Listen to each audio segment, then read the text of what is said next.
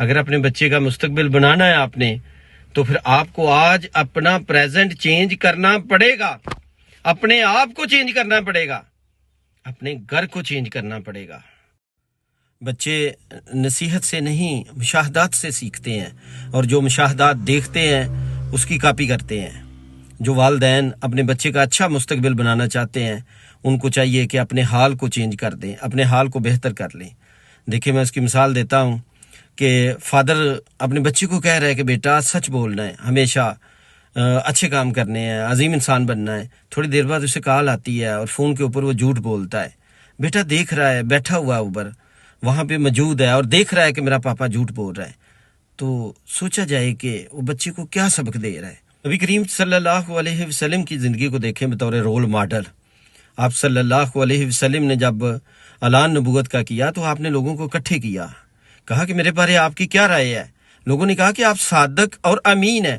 آپ نے دوبارہ مخاطب کر کے پوچھا کہ میرے بارے کیا رائے ہے؟ لوگوں نے کہا کہ آپ صادق اور امین ہیں۔ تو آپ نے فرمایا کہ میں ہی کہتا ہوں کہ اللہ تعالیٰ ایک ہے اور میں محمد صلی اللہ علیہ وسلم اللہ کا رسول ہوں۔ تو انہوں نے کہا نہیں آپ جھوٹ بول رہے ہیں۔ تو آپ نے فرمایا آپ ہی تو کہتے ہو کہ میں صادق اور امین ہوں۔ پھر آپ نے اپنی لائف کو بطور رول ماڈل اپنی اولاد کے سامنے پیش کیا، اپنی امت کے سامنے پیش کیا۔ لائلہ علی محمد علی باکسر کی بیٹی کہتی ہیں کہ میرا پاپا میرے لیے رول ماڈل ہے، اس نے مجھے کھیلنا سکھایا، میرے پاپا نے مجھے لڑنا سکھایا، میرے پاپا نے مجھے مخاطب کر کے کہا کہ بیٹا انسان کی سب سے بڑی جو شخصیت ہوتی ہے نا اس کا کردار ہوتا ہے۔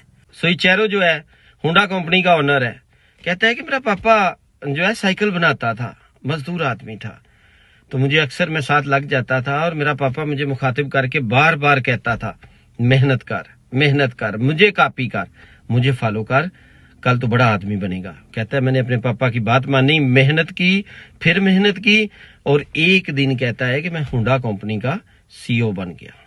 تھامس ایڈیسن ہے جو بہت بڑا سائنسدان ہوا ہے، یہ بلب اسی نے بنایا ہے، کہتا ہے کہ میرے اسکول نے میرے بارے میں لکھ کے بھیج دیا کہ یہ بچہ جو ہے نا یہ کمزور ہے، ویک ہے، اچھا نہیں پڑھ رہا۔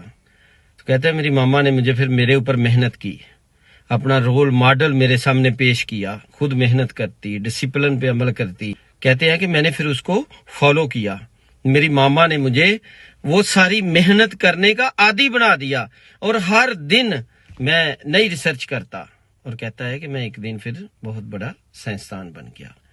اور یہ ایک بہت بڑا ہمارے لیے سوال ہے کہ کیا ہم اپنے بچوں کو ٹائم دیتے ہیں؟ کیا ہم اپنے بچوں کے ساتھ ڈسکشن کرتے ہیں؟ کیا ہم بچے کو کسی عظیم انسان کی کوئی مثال واقعہ سناتے ہیں؟